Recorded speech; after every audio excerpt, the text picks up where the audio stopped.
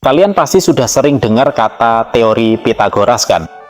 Tapi, apakah kalian tahu kalau yang kita pelajari di sekolah itu bisa dibilang cuma separuh dari kisah aslinya? Ternyata, ada cerita kontroversial di balik penemuan ini yang nggak banyak orang tahu. Yuk, kita ungkap fakta menarik tentang teorema Pitagoras yang pasti bakal bikin kalian tercengang. Halo semuanya, selamat datang di video ini. Kali ini kita bakal bahas soal teorema Pitagoras. Dari mana asalnya, kenapa Pitagoras jadi terkenal, dan siapa yang benar-benar menemukan rumus legendaris ini. Siap-siap, karena ada beberapa hal yang mungkin nggak kalian ketahui.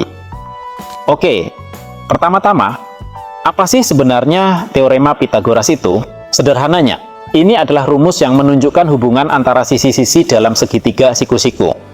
Kalau kita punya segitiga dengan sisi tegak A dan B serta sisi miring C, maka rumusnya adalah A kuadrat plus B kuadrat sama dengan C kuadrat. Mudah kan?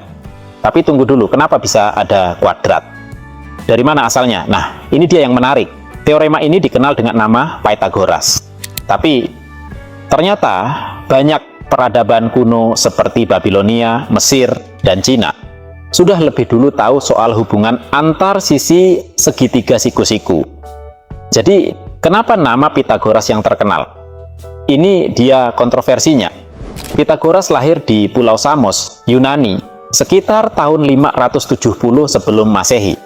Selama hidupnya, ia mengembara ke Mesir, Babilonia, dan tempat-tempat lain, menyerap ilmu dari berbagai peradaban. Setelah itu, ia mendirikan sekolah Pythagorean di Italia. Tempat ia mengajarkan bahwa angka-angka itu adalah kunci untuk memahami alam semesta.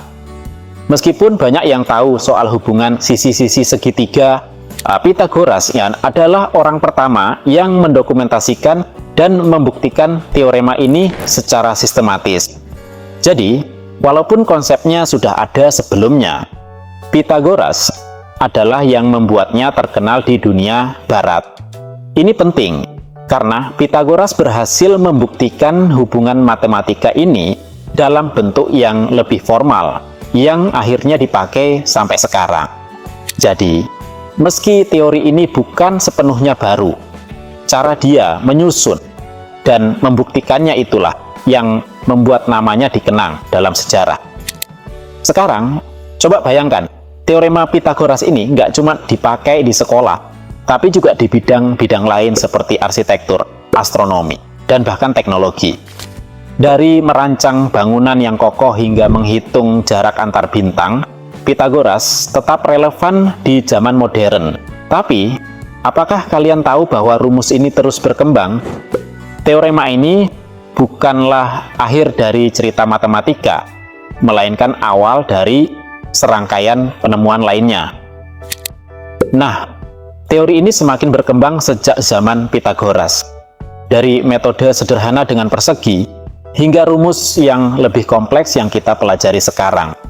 Bahkan, banyak metode baru yang diciptakan untuk membuktikan teorema Pitagoras. Mulai dari gambar geometris hingga aljabar modern. Kalau kalian pernah dengar tentang pembuktian Pitagoras dengan cara yang unik, seperti dengan menggunakan 4 segitiga siku-siku dan sebuah persegi. Itu adalah salah satu cara untuk menunjukkan kenapa rumus ini benar. Ada banyak cara untuk membuktikan teorema ini, dan setiap cara memberikan perspektif yang berbeda. Jadi, kesimpulannya, meskipun Pitagoras bukan orang pertama yang mengetahui teori ini, dialah yang mempopulerkannya dan membuktikannya secara sistematis. Bahkan, kita masih menggunakannya hingga hari ini. Teori Pitagoras mungkin terdengar sederhana, tapi sebenarnya punya sejarah yang panjang dan penuh kejutan. Semoga video ini bisa membuka mata kalian tentang betapa dalamnya dunia matematika dan sejarahnya. Terima kasih, sampai jumpa.